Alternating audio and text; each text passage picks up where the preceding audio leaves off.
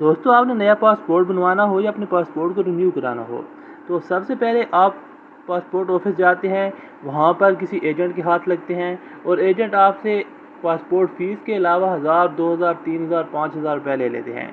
तो मैं आज की वीडियो में आपको बताने वाला हूँ कि आप किस तरह अपने घर में बैठकर अपने पासपोर्ट की फ़ीस पे कर सकते हैं और कौन कौन से डॉक्यूमेंट्स आपने पासपोर्ट ऑफिस में लेकर जाने हैं जिनकी मदद से आपका नया पासपोर्ट बन सकेगा।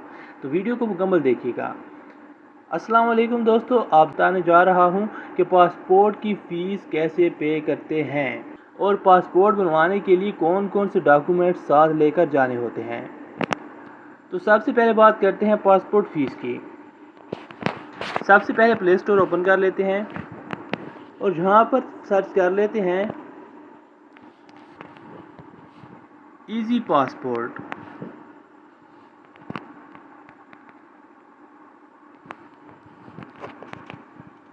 ये हमारे पास जो ऐप आएगी इसमें गवर्नमेंट का लोगो लगा हुआ है ग्रीन कलर का। ये ऐप आपने इंस्टॉल कर लेनी है। मैंने ये ऐप इंस्टॉल कर ली हुई है तो मैं इसको ओपन कर लेता हूँ।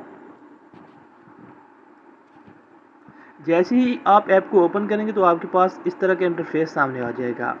आपने पासपोर्ट ई पेमेंट पर क्लिक करना है।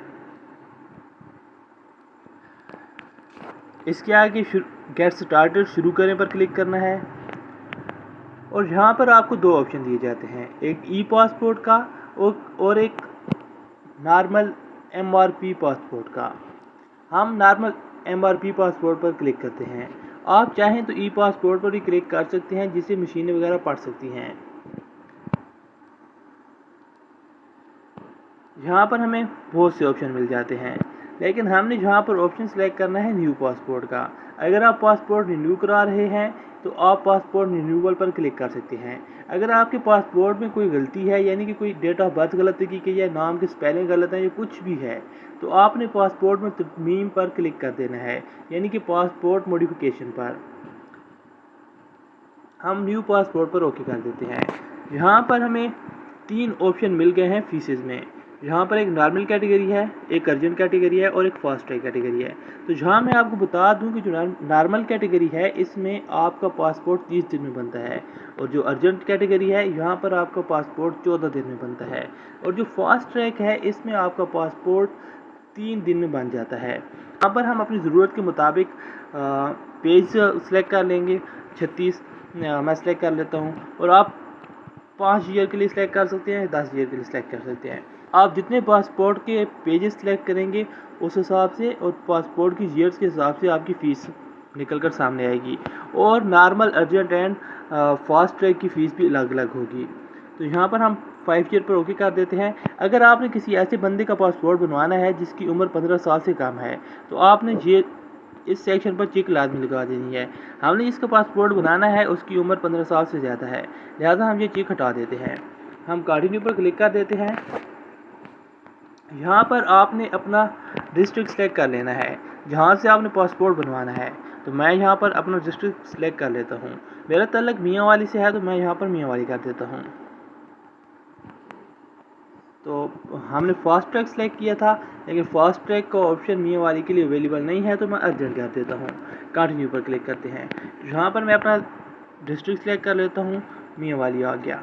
नीचे मैं नेम सेलेक्ट कर लेता हूँ जिसके लिए मैंने पासपोर्ट बनवाना है।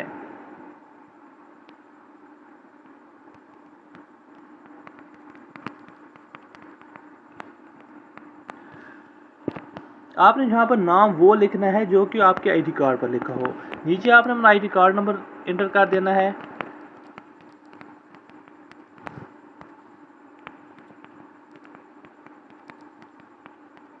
पासपोर्ट नंबर को रीटैप कर देना है और अपना ईमेल एड्रेस लिखना है। यहाँ पर मैं अपना ईमेल एड्रेस लिख लेता हूँ और यहाँ पर अपना फ़ोन नंबर लिखना है। याद रखिएगा यहाँ पर आपने वो फ़ोन नंबर लिखना है जो कि ऑन हो, क्योंकि आपको फ़ीस पेड होने के बाद फ़ीस का कंफर्मेशन मैसेज भी इसी नंबर पर मिलेगा और पासपोर्ट बनने के बाद आपको इंफॉर्मेशन मैसेज भी इसी नंबर पर मिलेगा कि आपका पासपोर्ट बन चुका है और आप रिसीव कर सकते हैं। यहाँ पर मैं नंबर लिख लेता हूँ और जनरेट PSID पर क्लिक कर देता हूँ। यहाँ पर वो हमसे कंफर्मेशन ले रहे हैं कि आपका पासपोर्ट नंबर और नेम, आपका आईडी कार्ड नंबर और नेम ठीक है। तो हम अपना नेम और आईडी कार्ड नंबर चेक कर लेते हैं। आईडी कार्ड नंबर और नेम चेक करने के बाद दोनों चीज़ों पर टिक लगाएंगे और जनरेट PSID पर क्लिक करेंगे। ये हमारे पास PSID का पेज जनरेट हो गया है। इसको हम नेम दे देते हैं, जिस नेम, और सेव कर लेते हैं।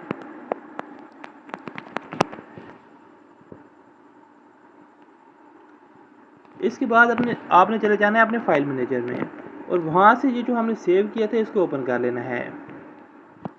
और ये जो हमारे पास PSID लिखी हुई है इसको कॉपी कर लेना है।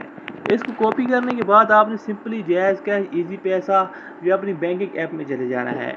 वहाँ पर जाकर आपने लिखना है, वहाँ पर जाकर आपने मोर के ऑप्शन में चले जाना है। यहाँ पर आपने सारा देख लेना है, किसी भी जगह जैज़ कैश में कोऑपरेट पेमेंट में होता है और बैंकिंग ऐप में मुख्तलिफ नामों से भी हो सकता है। यहाँ पर आपने जहाँ भी ढूंढना है, जिस भी ऐप में ढूंढना है, वहाँ से one bill, invoice and voucher ढूंढना है। इसको ओके करना है, जहाँ पर वो PSID पेस्ट कर देनी है और बूम, आप नेक्स्ट पर क्लिक करेंगे और फीस पे कर देंगे। क्योंकि मैंने एक फ़र्ज़ी नेम लिखा था और फ़र्ज़ी आईडी कार्ड नंबर लिखा था, तो मैं ये फ़ीस पे नहीं कर रहा। आप कंटिन्यू पर क्लिक करेंगे, आपके पास सामने अमाउंट शो हो जाएगी। आप जैसे ही अपना पिन एंटर करेंगे तो आपकी फ़ीस डिटेक्ट हो जाएगी। यहाँ पर फ़ीस पे करने के बाद 10 मिनट बाद आप दोबारा से जाएंगे पासपोर्ट ऐप में और यहाँ पर चेक स्टेटस पर ओके करेंगे। वही PSID यहाँ पर पेस्ट करेंगे। तो यहाँ पर अभी लिखा हुआ आ रहा है अनपेड, क्योंकि हमने फ़ीस पे नहीं की। जब आप फ़ीस पे कर देंगे तो फ़ीस पे करने के 10 मिनट के अंदर यहाँ पर अनपेड की जगह पेड लिखा हुआ आ जाएगा। जब पेड लिखा हुआ आ जाए तो यहाँ डाउनलोड के बटन पर आपने क्लिक कर लेना है और ये एक न्यू पेज आपके पास डाउनलोड हो जाएगा। हम इसको नाम दे देते हैं पेमेंट का और सेव कर लेते हैं।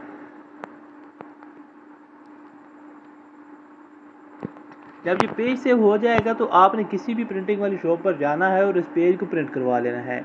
और जब आप पासपोर्ट बनवाने के लिए जाएंगे तो आपने ये करना है कि जिस बंदे ने अपना पासपोर्ट बनवाना हो वो अपने आईडी कार्ड की 2 फ़ोटोकॉपीज़, अपने वालिद की आईडी कार्ड की 1 फ़ोटोकॉपी, अपनी वालदा की आईडी कार्ड की 1 फ़ोटोकॉपी और एक FRC की फ़ोटोकॉपी।